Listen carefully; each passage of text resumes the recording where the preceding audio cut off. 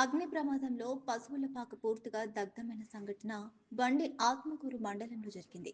వివరాల్లోకి వెళితే బండి ఆత్మకూరు మండలం చిన్నదేవలాపురం గ్రామానికి చెందిన షేక్ మాబు అనే వ్యక్తి గత 45 సంవత్సరాల పైబడి తనకున్న 25 పాడి గేదెల ద్వారా పాలు అమ్ముకుంటూ తన జీవనం సాగిస్తున్నాడు.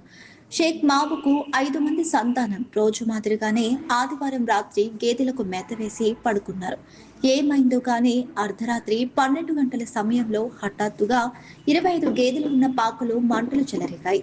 చుట్టుపక్కల వారు కేకలు వేయడంతో పరుగులు తీశారు. పాకలోకి ప్రవేశం చేసే ధైర్యం చేసినప్పటికీ అప్పటికే మంటలు పూర్తిగా వ్యాపించాయి. 7 గేదెలు 2 దూడలు పూర్తి మంటలకు ఆహుతయ్యాయి. మిగిలిన గేదెలు మంటల తాకిడికి చర్మం కాలిపోయి మరి కొన్నింటికి కళ్ళు కూడా కాలిపోయాయి. తమ కుటుంబానికి జీవనాధారంగా ఉన్నటువంటి గేదెలు మంటలలో కాలిపోవడంతో షేక్ మాబూతో పాటు తన్నీరు మున్నీరయ్యారు. పశు వైద్య అధికారులు ఉదయాన్నే అక్కడికి చేరుకొని మంటల్లో శరీరం కాలిపోయిన గేదెలకు చికిత్స అందిస్తున్నారు. దాదాపు 8 లక్షల మేర ఆస్తి నష్టం వాటిల్లినట్లు బాధిత పాడి రైతులు పేర్కొంటున్నారు. ప్రభుత్వం తమను ఆదుకోవాలని, తమకు జీవనాధారమైన పాడి గేదెలు లేకుండా పోయాయని కన్నీటి పర్యంతమయ్యారు.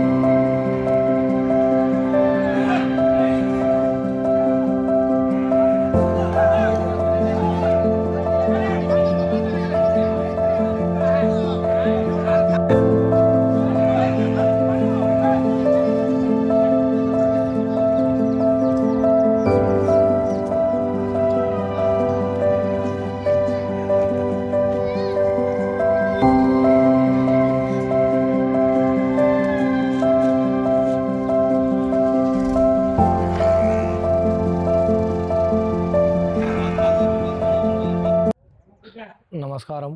మా చిన్నదేవలాపురం గ్రామం, బండి ఆత్మకూరు మండలం, నంద్యాల జిల్లా. మేము మా జీవనాధారము మాకు బర్రెలు పాడి పరిసరం దానివల్లనే బతుకుతున్నాము. బర్రెలను కట్టేసి కొట్టంలో మేము పడుకున్నాము.